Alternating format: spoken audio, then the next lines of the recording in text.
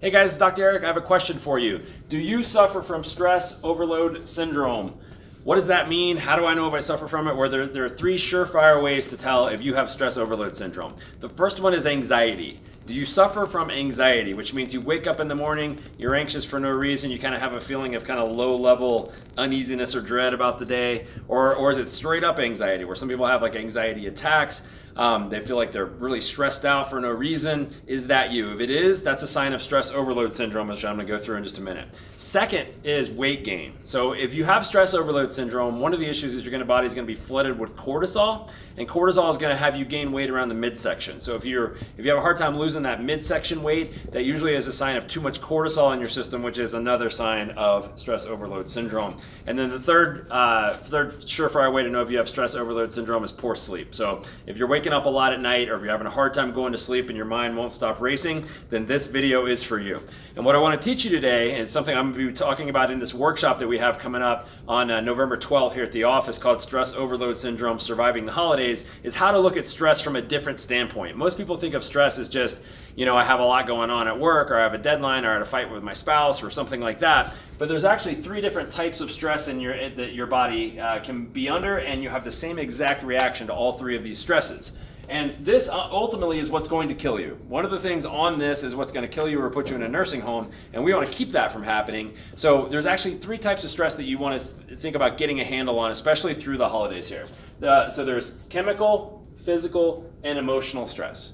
So as the holidays and the winter comes around, I want to tell you first about chemical stress. We are under more chemical stress than ever during the holidays, because you know what I'm talking about. Here come the cookies and the parties and the cakes and all of the other stuff that people think about through the holidays. Is for the next 2 months, we lose our minds, and we usually lose our waistline as well. So what I'm going to do with this workshop, the Stress Overload Syndrome workshop, is teach you my holiday hacks for how you can go into the holidays with your mindset right, so that you're not killing yourself with this chemical stress. So how you can still enjoy the holidays, which is 2 or 3 days most, and you don't have to just let it wreck your health all the way through the month of November and December. Now, the other side of stress over here is going to be, or that I want to talk about, is physical stress. So there are ways that you can earn your treats, okay? So how can you earn your treats so that you're not wrecking your waistline? And I'm going to teach you my holiday hacks for that. So there's ways that you can actually earn your treats by exercise and then eating afterwards, and I'm going to teach you what the windows look like and how to pull that off and how to decrease your physical stress through this time of the year.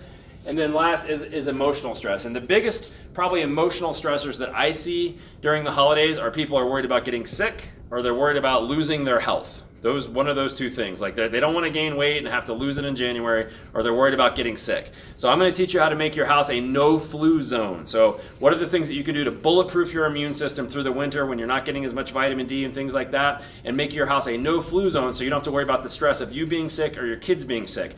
I used to deal with this all the time when I first started out in practice. I'd have patients come to me and say, "Hey, why are my kids getting sick all the time?"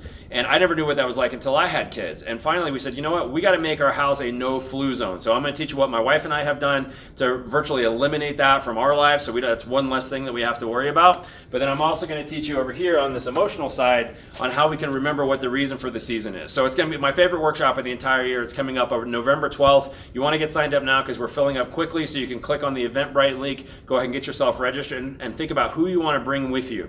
One thing that I always preach in our office is constant, never-ending improvement. We want you to be getting better, because when you stop learning, you stop growing, and when you stop growing, you start dying. And we want to make sure that you're growing through the holidays, and you're going to hit January instead of hitting January on your heels, you're going to hit it on a roll. So make sure you get signed up for that. Can't wait to see you guys there. Bring a guest that you know, love, and care about.